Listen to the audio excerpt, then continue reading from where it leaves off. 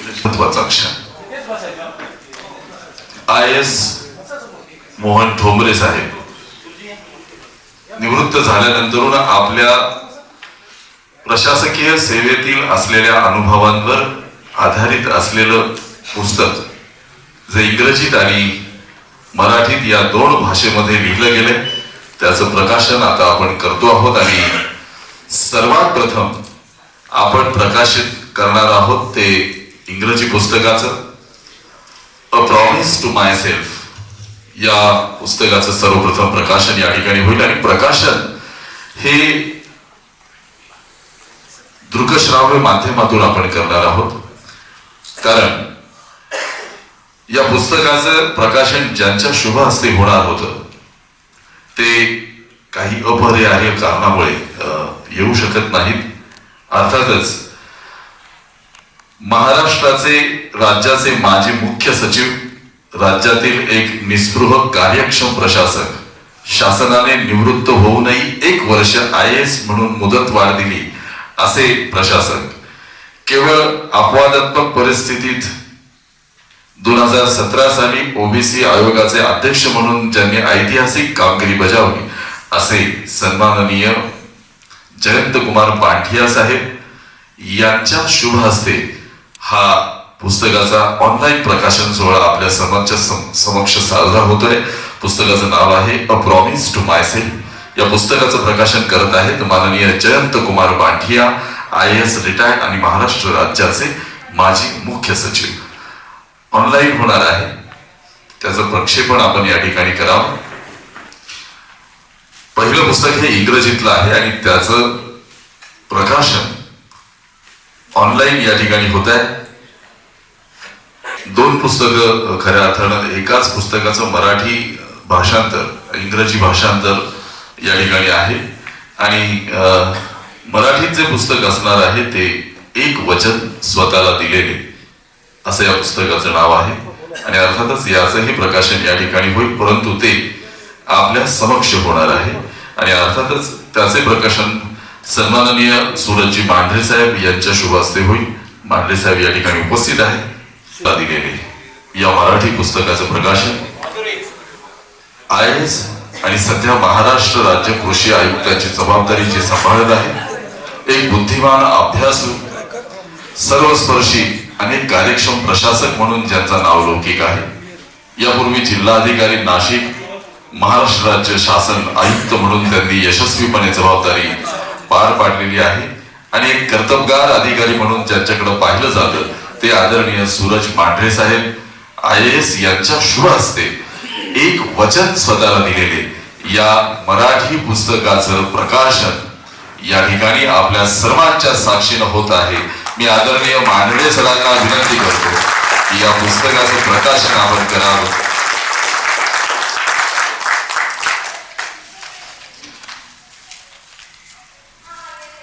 साहेब सध्या कृषी आयुक्ताची जबाबदारी पार पाडत आहेत. महाराष्ट्र राज्याचं एक महत्वाचं खातं, कृषी खात्यावरची जबाबदारी त्यांच्याकडे आहे.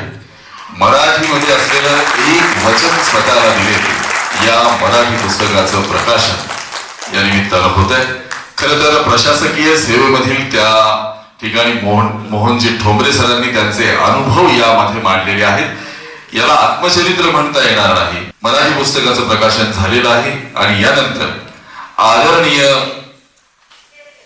महाराष्ट्र राज्याचे मुख्य सचिव म्हणून ज्यांनी जबाबदारी पार पाडली, राज्यातील एक निस्पृह कार्यक्षम प्रशासक म्हणून ज्यांची ओळख आहे, शासनाने निवृत्त होऊनही ज्यांना 1 वर्ष IAS म्हणून मुदतवाढ दिली आणि केवळ अपवादात्मक परिस्थितीमध्ये 2017 साली OBC आयोगाचे अध्यक्ष म्हणून ज्यांची नेमणूक केली आणि त्यांनी जी ऐतिहासिक जबाबदारी पार पाडलेली आहे ते सन्माननीय जयंत कुमार बांठिया साहेब या ठिकाणी आता ऑनलाईन आपल्या सर्वांशी संपर्कात आहेत. महाराष्ट्र राज्याचे माजी मुख्य सचिव आदरणीय जयंत कुमार बांठिया साहेब यांच्या शुभ हस्ते a promise to myself हे मोहन ठोंबरे लिखित प्रशासकीय अनुभवावर असलेलं पुस्तक याचं प्रकाशन ऑनलाईन सन्माननीय साहेबांच्या शुभ हस्ते या ठिकाणी संपन्न होत आहे. मी साहेबांना विनंती करतो आपण या पुस्तकाचं प्रकाशन करावं. माननीय जयंत कुमार बांठिया साहेब, रिटायर्ड IAS आणि महाराष्ट्र राज्याचे माजी मुख्य सचिव यांच्या शुभ हस्ते या पुस्तकाचं प्रकाशन होत आहे. साहेबांना विनंती आहे आपण या पुस्तकाचं प्रकाशन करावं.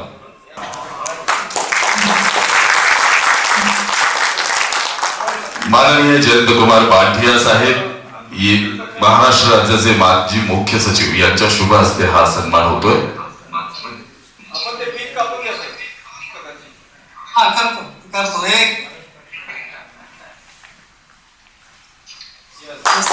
प्रॉमिस टू माय सेल्फ या मोहन ठोंबरे लिखित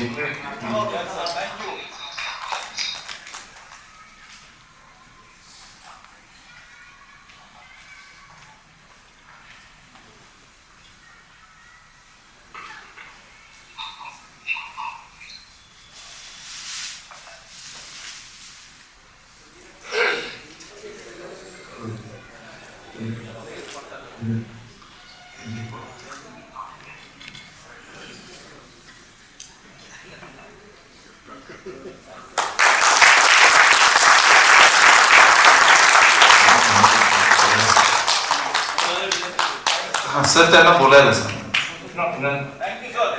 त्यांना बोलायला सांगा सर. ठोंबरे साहेबांचे अभिनंदन आणि सर्व प्रमुख पाहुण्यांच्या मनापासून स्वागत.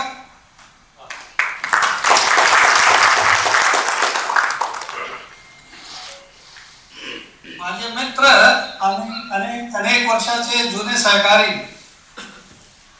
श्रीमान मोहनजी ठोंबरे, ज्यांची autobiography a promise to myself, एक वचन स्वतःला दिलेला, या पुस्तकांच्या विमोचनाच्या कार्यक्रमानिमित्त उपस्थित माननीय श्री मांढरे साहेब, माननीय निर्मल कुमारजी देशमुख, माननीय भापकर साहेब,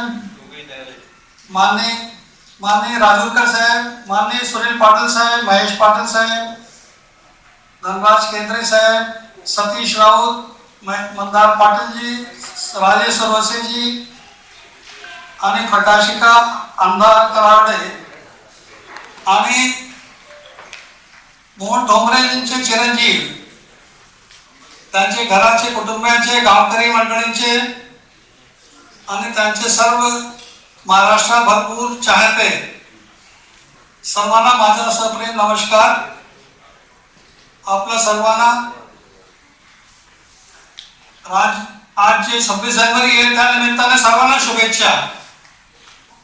याच्यासाठी आज शुभेच्छा देतोय की ठोंबरे साहेबांना मला सांगितलं होतं की त्यांनी जीवनात सर्व चांगले काम 15 ऑगस्टला किंवा 26 जानेवारीला केलेले आहे आणि म्हणूनच त्यांनी आजचा दिवस निवड केलेला आहे. ठोंबरे साहेबांच्या बाबतीत सांगणे फार कठीण आहे, कारण मी त्यांना त्यांच्या जे शासकीय जीवन होता त्याची सुरुवात पासून बघितलेला आहे आणि जोपर्यंत रिटायर नाही झाले आणि त्याच्यानंतर सुद्धा बांठिया कमिशन मध्ये ओबीसी कमिशन आहे जे मला त्यांच्याकडून भरपूर सहयोग मिळाला.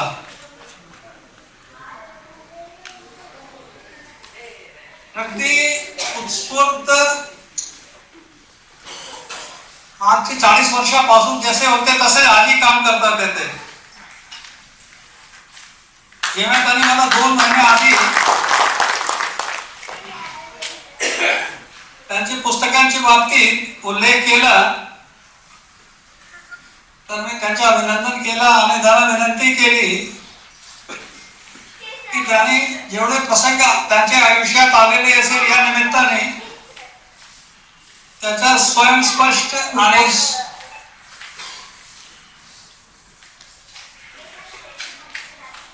आणि डिटेल्ड उल्लेख करणे आवश्यक राहणार आहे.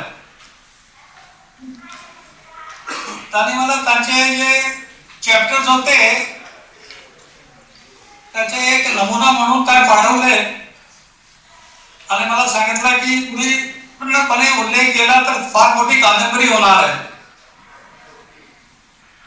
पण माझी तरी त्यांना विनंती राहणार आहे की हा ज्या त्यांच्या एक आजच्या पुस्तकाचा सोहळा आहे तो टप्पा 1 असायला पाहिजे आणि टप्पे 2 मध्ये त्यांनी सविस्तार त्यांचे जीवनात शासकीय जीवनात जे जे प्रसंग आलेले त्याचा उल्लेख करावा.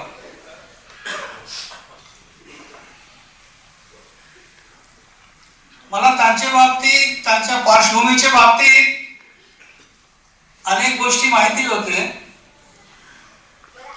किती कठीण परिश्रमाने आणि लहान खेड्यापासून मुंबई सारखे मोठे पदावर त्याने सुशोभित केलेला आहे. त्याच्यामुळे त्यांच्या मनापासून अभिनंदन.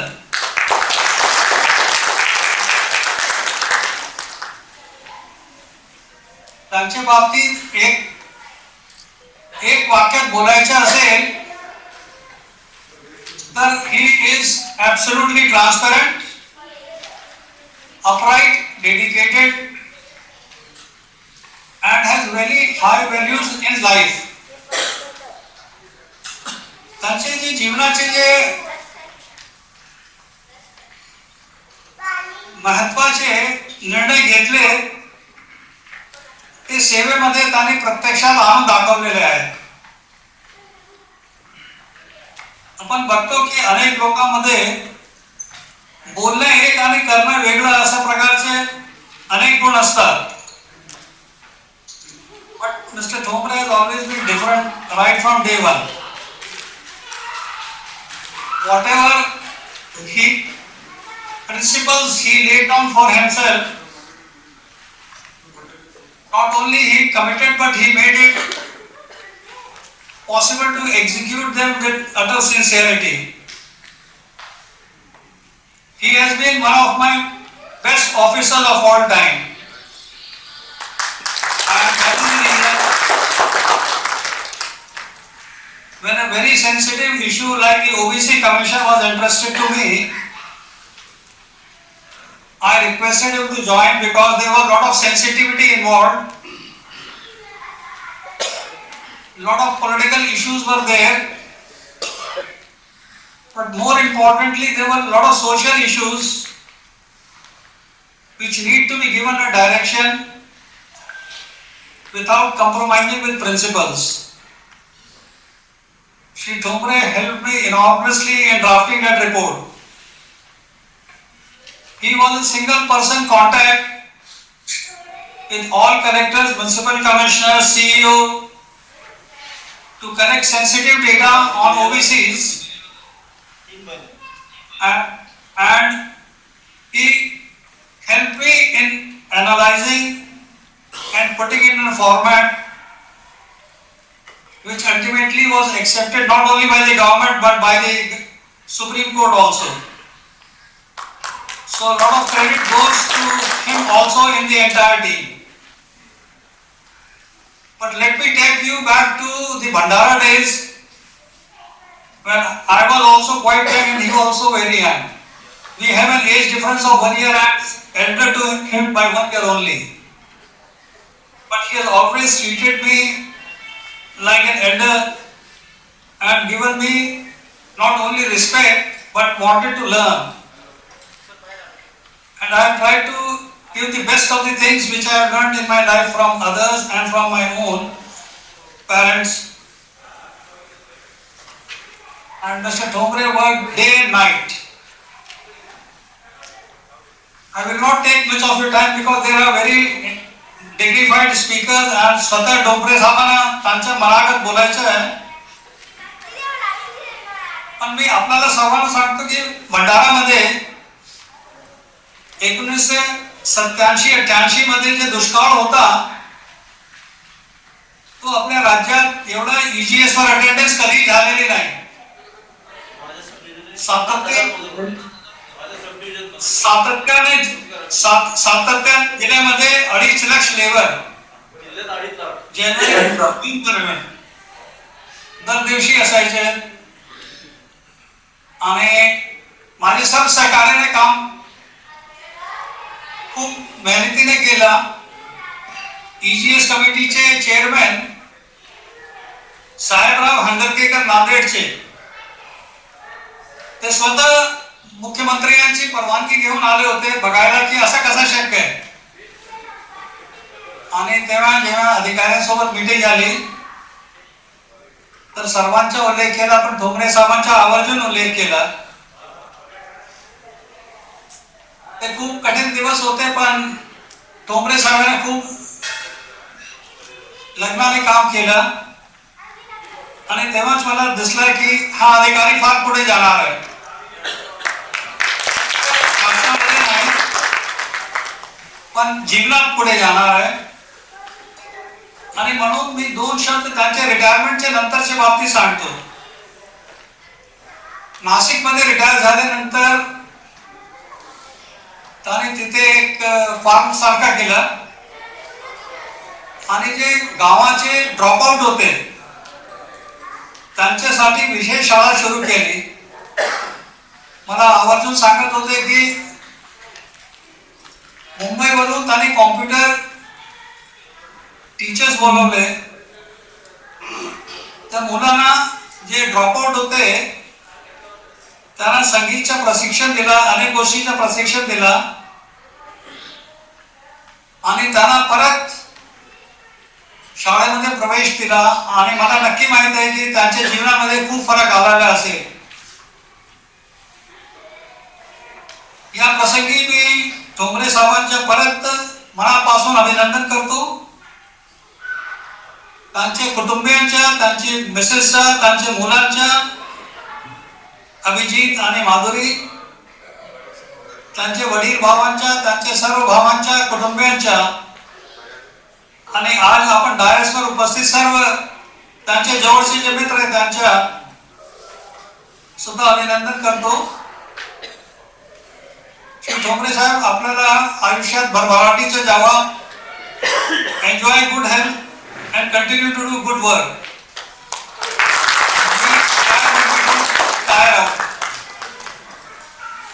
सर्वांना नमस्कार. ठोंबरेजींना विशेष अभिनंदन.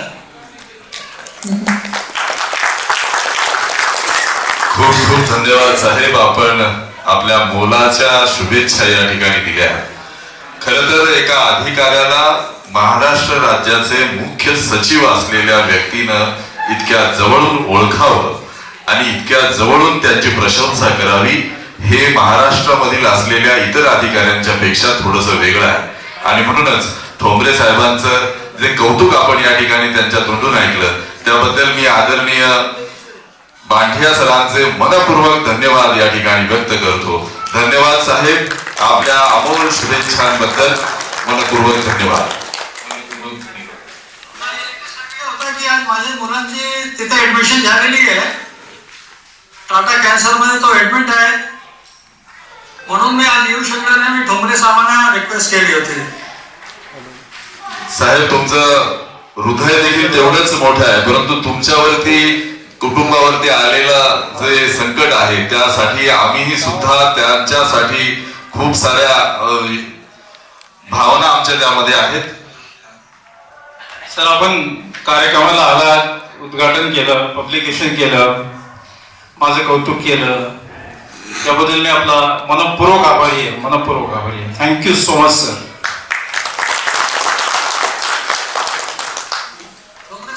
Always there for you and all the colleagues there.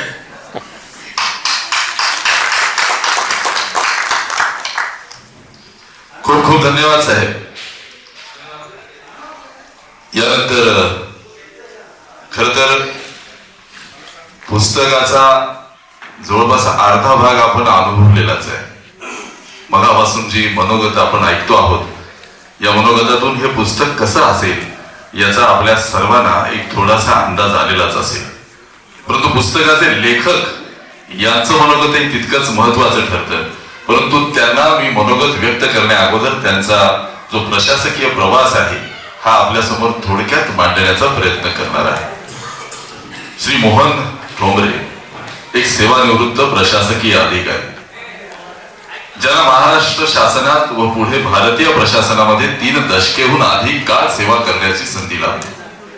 त्यांचा सार्वजनिक प्रशासनातील प्रवास 1983 साली सुरू झाला, जेव्हा ते महाराष्ट्र लोकसेवा आयोगाच्या माध्यमातून निवड होऊन उपजिल्हाधिकारी म्हणून सेवेत रुजू झाले. त्यांची पहिली नेमणूक चंद्रपूर जिल्ह्यात झाली. तिथे त्यांनी प्रशिक्षणार्थी उपजिल्हाधिकारी म्हणून कामकाज केले. सुरुवातीच्या वर्षात शिकण्याची, आव्हानांना समोर जाण्याची आणि प्रशासनाच्या तळागाळातील स्वरूप समजून घेण्याची संधी त्यांना मिळाली. 2 वर्षाचे प्रशिक्षण पूर्ण झाल्यानंतर त्यांना भंडारा जिल्ह्यातील उपविभागीय अधिकारी म्हणून नेमण्यात आले आणि याच वेळी त्यांना उपविभागीय दंडाधिकारी म्हणून जबाबदारी देखील पार पाडावी लागली. पुढील 3.5 वर्ष ते जनतेच्या अडचणी सोडवणे, प्रशासनात व्यवस्थापन पाहणे, नेतृत्वाची नाजूक कला आत्मसात करणे यासाठी ते कार्यरत राहिले. त्यांची बदली अलिबाग, रायगड जिल्ह्यातील विशेष भूसंपादन अधिकारी म्हणून झाली. येथे केवळ 1 वर्ष कार्य करताना त्यांनी भूसंपादन आणि सार्वजनिक प्रकल्पांच्या कार्यप्रणालीमध्ये मौल्यवान अनुभव त्यांना मिळाला. त्यानंतर त्यांची नेमणूक चिपळूण, रत्नागिरी जिल्ह्यात उपविभागीय दंडाधिकारी म्हणून झाली. ही फक्त 3 महिन्यांची अल्प मुदतीची नेमणूक होती, परंतु प्रत्येक बदलीसोबत नवे अनुभव आणि नवे धडे त्यांना मिळत गेले. ते पिंपरी चिंचवड महानगरपालिकेत सहाय्यक आयुक्त म्हणून देखील रुजू झाले, जिथे त्यांनी 2.5 वर्ष कार्य केले. या पदावर त्यांना शहरी प्रशासनाच्या वेगवान आणि आव्हानात्मक स्वरूपाची जाणीव झाली. त्यानंतर त्यांनी कल्याण, डोंबिवली महापालिकेत उपायुक्त, नियंत्रक, अनधिकृत बांधकाम म्हणून 1 वर्ष सेवा केली, जिथे शहराच्या विकासाच्या वाढत्या समस्यांचा त्यांना सामना करावा लागला. मगाशी आपण तो ऐकला. मोहन ठोंबरे यांच्या पुढील काळात पुणे विभागात विविध जबाबदाऱ्या सांभाळण्याची त्यांना संधी मिळाली.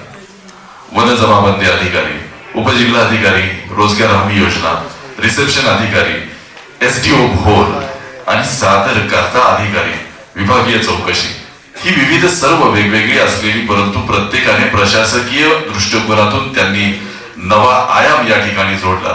या सर्व नियुक्त्यांच्या एकत्रित कालावधी सुमारे 2 वर्षाचा होता. त्यांनी पिंपरी चिंचवड महानगरपालिकेच्या परिवहन खात्याचा महाव्यवस्थापक म्हणूनही 15 महिने काम केले. त्यांची नेमणूक पुणे महसूल विभागात अतिरिक्त जिल्हाधिकारी व विभागीय चौकशी अधिकारी म्हणून झाली, जिथे 1 वर्ष 5 महिने त्यांनी कार्य केले. त्यांची बदली कोल्हापूर जिल्ह्यात प्रादेशिक अधिकारी म्हणून आणि महाराष्ट्र औद्योगिक विकास महामंडळावरती देखील झाली. त्यांनी तिथे 1 वर्ष सेवा दिलेली आहे. या काळात वरिष्ठ श्रेणी उपजिल्हाधिकारी व अतिरिक्त जिल्हाधिकारी म्हणून ज्यांना बढती मिळाली होती.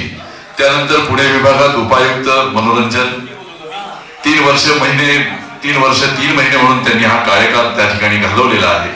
2002 रोजी त्यांना अतिरिक्त जिल्हाधिकारी पुरस्कार म्हणून देखील त्यांना तो सर्वोत्कृष्ट पुरस्कार हा एका कामगिरीबद्दल देण्यात आला.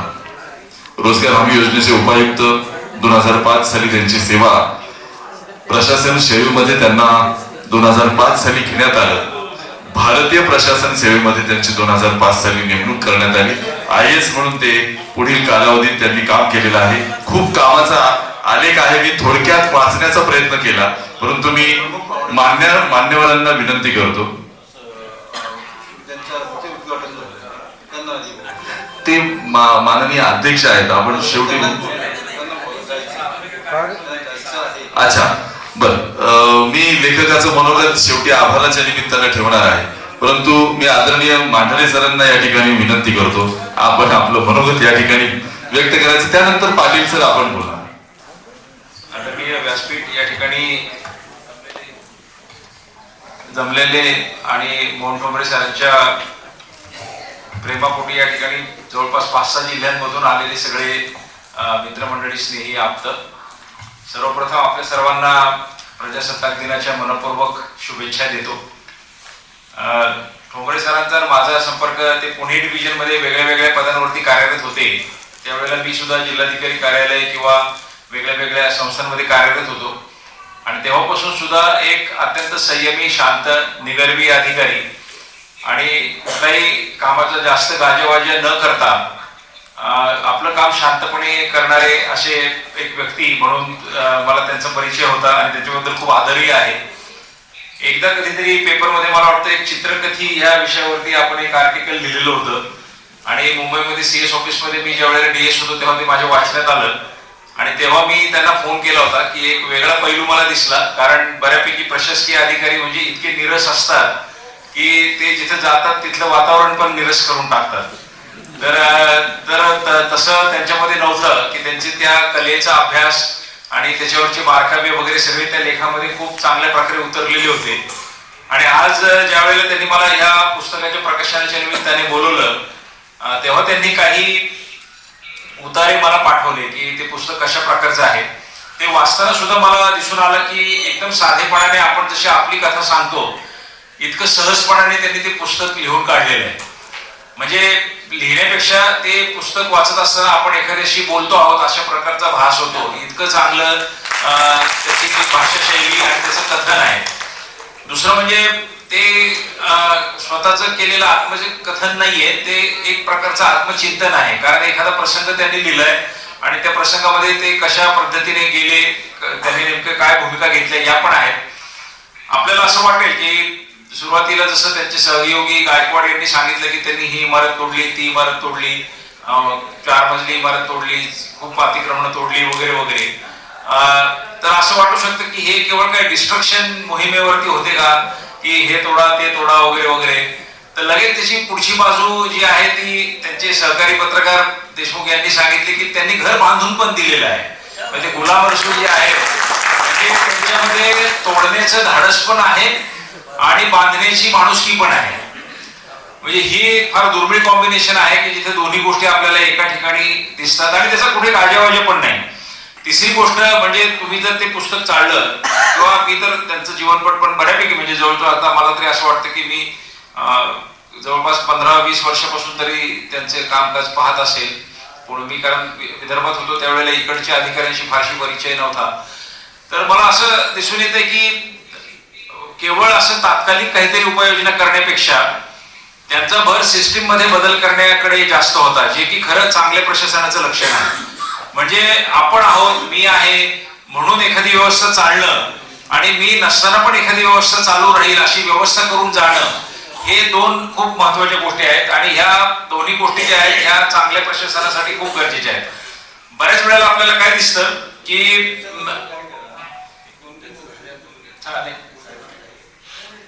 नाही काही प्रॉब्लेम नाही, बोलायचं म्हणून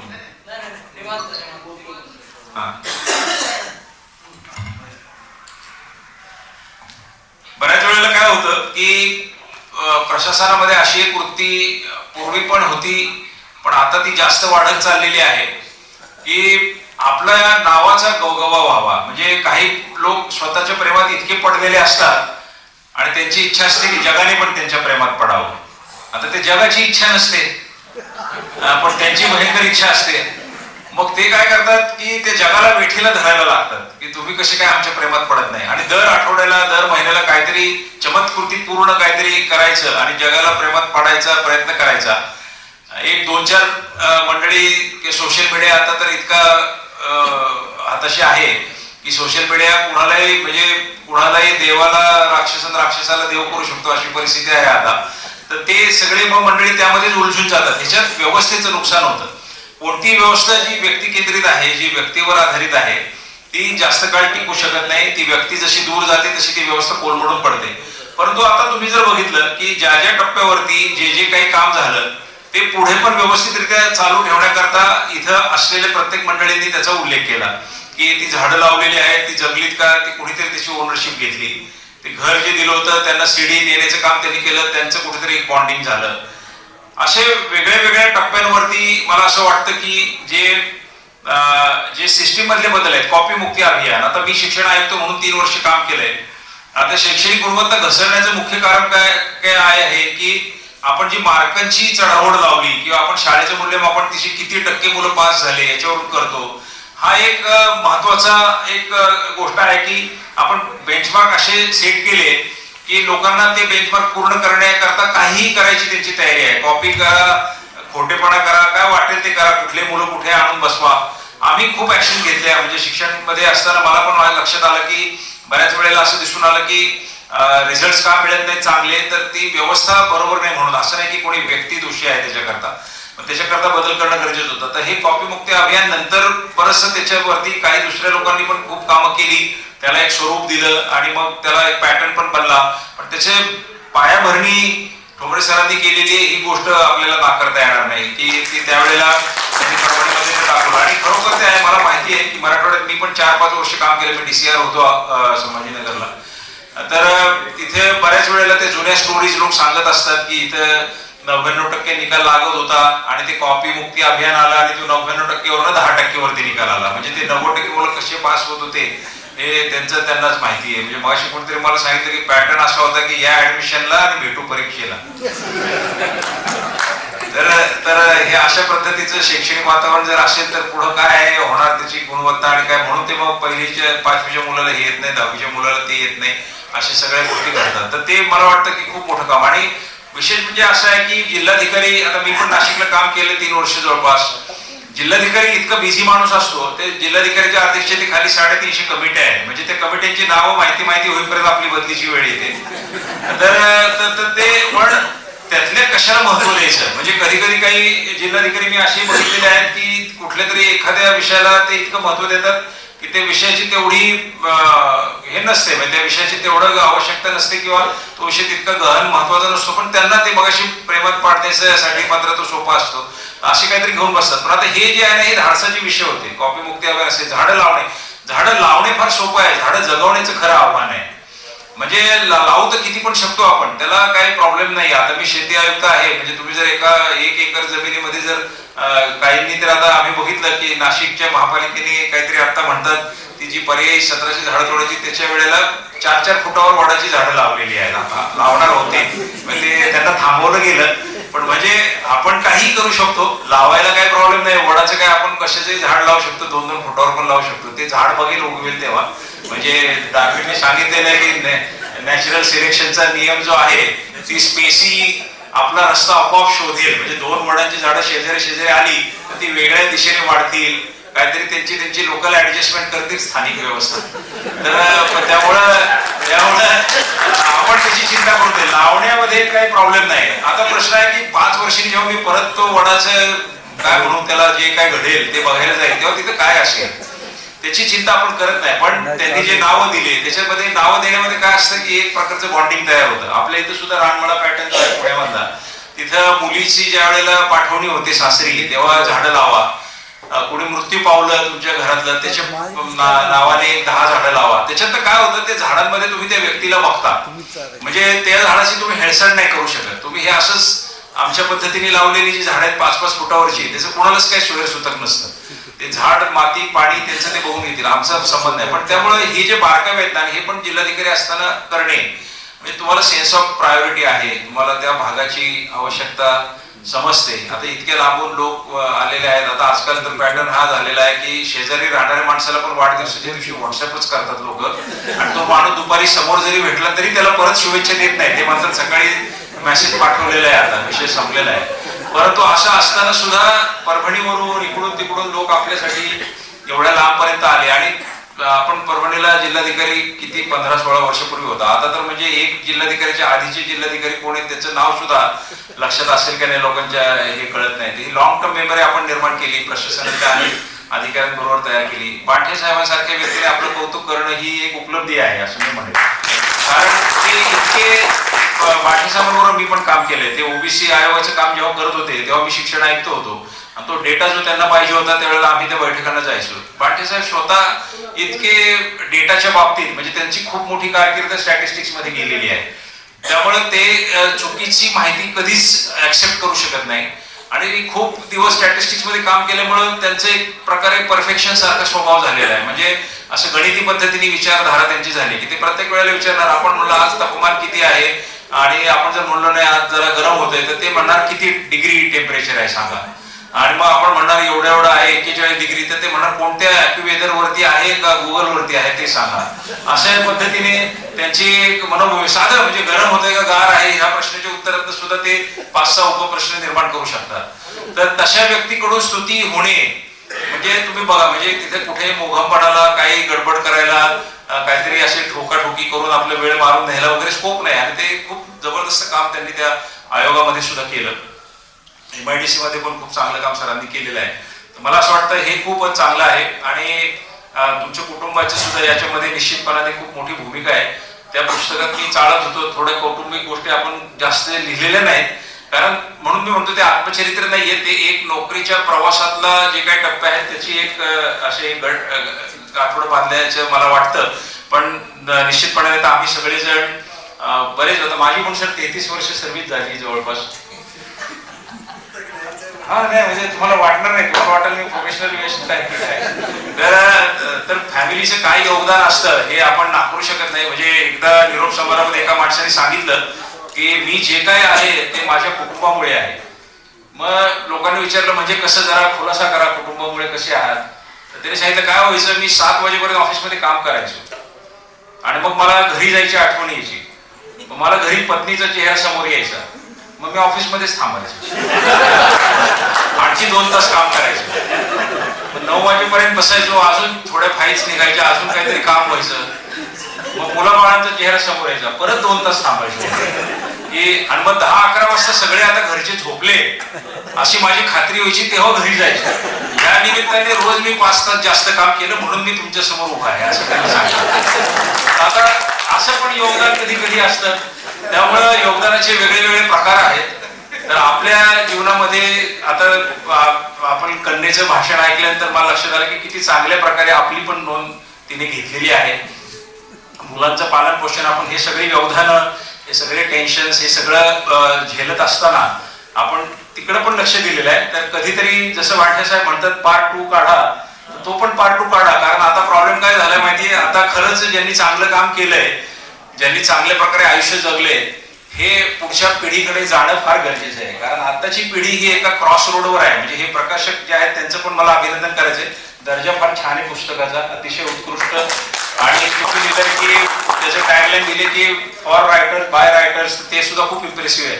आजकाल काय होतं, खूप वरवरपणा आलेला आहे सगळ्यामध्ये. म्हणजे व्हॉट्सअप, प्रत्येक माणूस जीवनालाच व्हॉट्सअप समजायला लागलेला आहे आता. म्हणजे त्याच्यात डेप्थ कमी होत चालली आहे आता, नात्यांमधली डेप्थ कमी होत चालली आहे, वागण्यातली डेप्थ कमी. म्हणजे प्लेइंग टू गॅलरी ज्याला म्हणतो आपण, अशा पद्धतीने लोक वागतात. तर कुठेतरी एक असे दीपस्तंभासारख्या गोष्टी पाहिजेत की जे लोक चांगला प्रवास करतायत त्यांना कधी वाटू नये असं की आपण त्याच्या मार्गाने चाललोय. त्यांना असं वाटलं पाहिजे की ह्या रस्त्यावरनं काही दुसरे पांथस्थ पण गेलेत आणि ते योग्य ठिकाणी पोहोचले, चांगल्या डेस्टिनेशनला पोहोचलेले आहेत. हा मेसेज त्यांना मिळणं फार गरजेचं आहे. आणि मला असं वाटतं की हे चांगले प्रकाशक, चांगलं पुस्तक, चांगलं मटेरियल याला नेहमीच वाचक असतात, वाचक मिळतात. मला स्वतःला सुद्धा वाचण्याची आवड आहे. ज्या वेळेला एक चांगली बायोग्राफी वाचली जाते आणि जेव्हा आपण त्याच्याशी स्वतःला रिलेट करायला लागतो आणि लक्षात येतं आपल्या की ते माणसं पण आपल्या सारख्याच अवस्थेतून गेले होते, त्यांनी त्याच्यावरती मात केली, आपण तर त्यापेक्षा खूप बऱ्या परिस्थितीमध्ये आहोत. आपल्याला सुद्धा कुठे बॅकफुटवर आपण जाऊ नये किंवा आपल्या मार्गापासून हटू नये, ह्या प्रकारची आपली मनोधारणा पक्की करण्याकरता ती पुस्तकं फार मदतीची असतात. तर अशाच प्रकारच्या एका पुस्तकाचं प्रकाशन करण्याचं भाग्य आज लाभलेलं आहे. तर मी 26 जानेवारीच्या निमित्ताने खूप चांगलं काम आज घडलं असं मला वाटतं. मला काही कारणामुळे अजून एक कार्यक्रम आहे 6 वाजता पुण्यामध्ये, म्हणून जरा लवकर निघायचं आहे. तर मी आपली परवानगी घेतो. आपल्याला खूप सर्वांना शुभेच्छा देतो, सरांना शुभेच्छा देतो आणि थांबतो. धन्यवाद. आपल्या खुमासदार शैलीमध्ये आपण जे मनोगत या ठिकाणी ठेवलं सर, आपण खऱ्या अर्थानं या महाराष्ट्राच्या प्रशासकीय सेवेमध्ये काही मोजके अधिकारी मी पाहिलेले आहेत की त्यांची शैली इतकी खुमासदार असते की समोरच्यांच्या मनाचा ठाव घेते. आणि आदरणीय मांढरे साहेब, आपण आपलं मनोगत या ठिकाणी त्या पद्धतीने ठेवलं, मनपूर्वक धन्यवाद.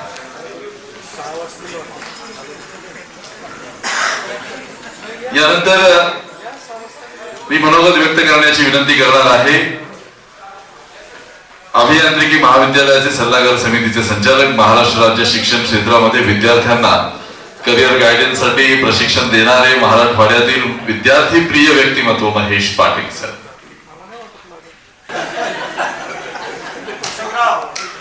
नाही जाऊ दे, या किती वेळ झालं बसून, एकदा जोरदार टाळ्या होऊन जाऊ दे. काय आता मी थोडंच राहिलेलं आहे, माझ्यानंतर नाही ना इकडं एकच राहिलेले, म्हणून जोरदार टाळ्या. आता सुटला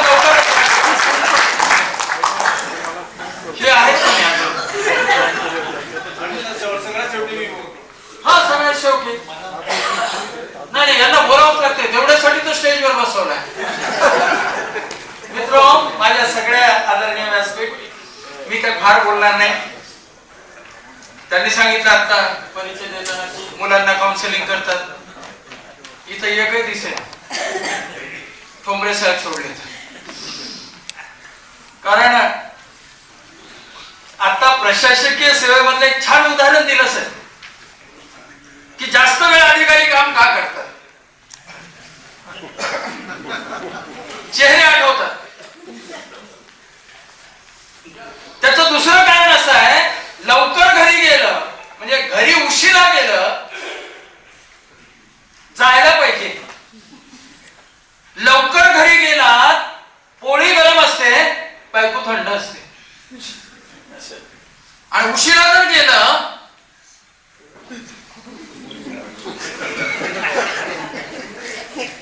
आणि म्हणून मित्रहो, जीवनाच्या संदर्भात काही कन्सेप्ट या ठिकाणी मांडल्या गेल्या.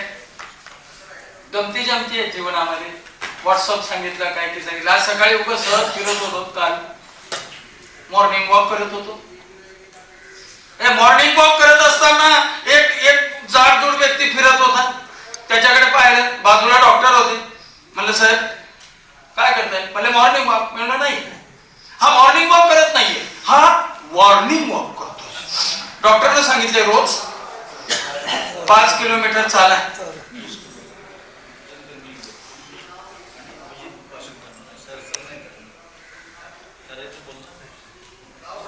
नका ना, ते परेशान व्हायले. ते हो म्हणले तर ते तिकडे टेन्शन.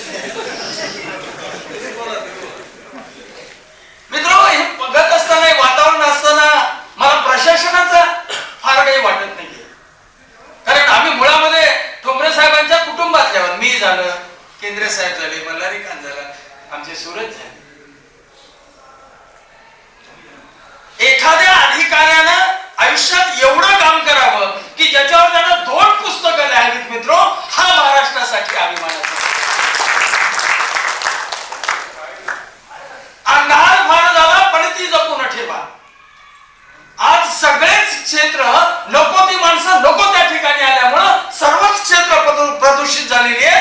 अशा या प्रतिकूल परिस्थितीमध्ये सुद्धा कुठेतरी प्रशासनाच्या उत्कृष्ट कार्याचा दिवा नवे नुसता लावला नाही, तो आजपर्यंत तेवत ठेवलेला व्यक्तिमत्व म्हणजे आदरणीय ठोंबरे साहेब आहे. जीवनामध्ये काम करणं, आता प्रत्येकालाच माहिती आहे सध्या कशी अवस्था आहे, विशेषतः प्रशासनामध्ये.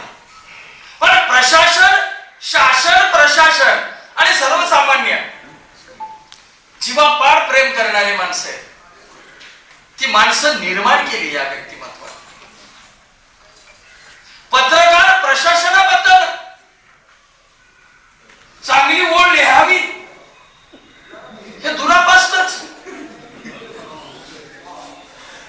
शिक्षण विभागाचे आता कार्यरत मी असल्यामुळं शैक्षणिक गुणवत्ता ढासळली. जेवढा निगेटिव्ह आणि लोकांना तेवढा आवडायला, गुणवत्ता ढासळली, सकारात्मक नाहीच आहे. पण या सर्व पत्रकारांमध्ये मित्र हो, सकारात्मकता निर्माण करणारा व्यक्तिमत्व म्हणजे आदरणीय ठोंबरे साहेब आहेत. कॉपी मुक्ती किंवा कुठलीही चळवळ म्हणून आपण ज्यावेळेस राबवतो, ही चळवळ राबवत असताना समाजाचा पाठिंबा अत्यंत गरजेचा आहे. त्यासाठी समाजाची जागृती करणं आवश्यक आहे.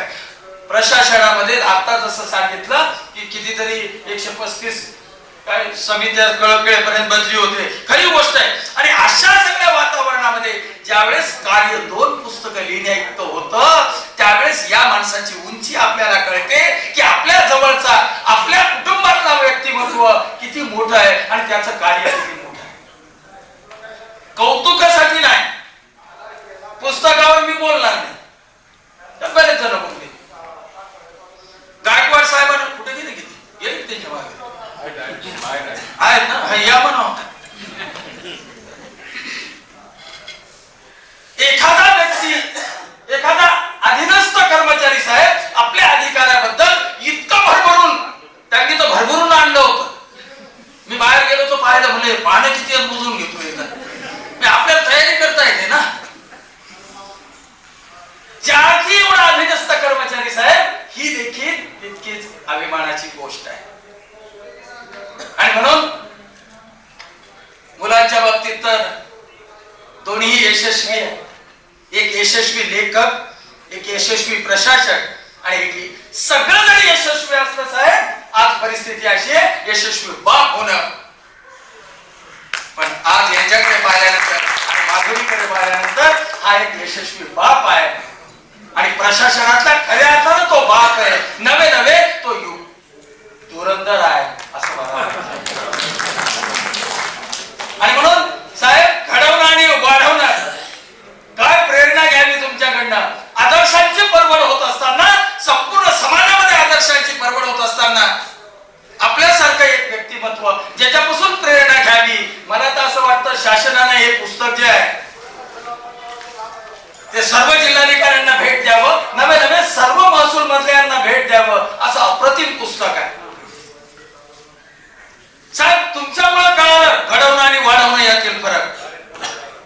तुमच्यामुळे कळाला घडवणं आणि वाढवणं यातील फरक. स्वतःची मूल्य न सोडता तुम्ही, स्वतःची मूल्य न सोडता तुम्ही जगाबरोबर स्वतःला बदलवलं आणि आत्मविश्वासानं पाऊल टाकण्याचं साहेब तुम्ही बळ आम्हाला दिलं. जीवनामध्ये नवे संघर्ष, नवे प्रश्न, चालायचे आहे अजून पुष्कळशी वाट. जीवनामध्ये नवे संघर्ष, नवे प्रश्न, चालायचे आहे अजून पुष्कळशी वाट. यशापयशाच्या प्रत्येक वळणावर सर तुमचा हात परिस्पर्श आम्हा अखंड लाभो. ईश्वराकडे यावून आधी काय मागावं सर, तुम्ही आम्हाला हवे आहात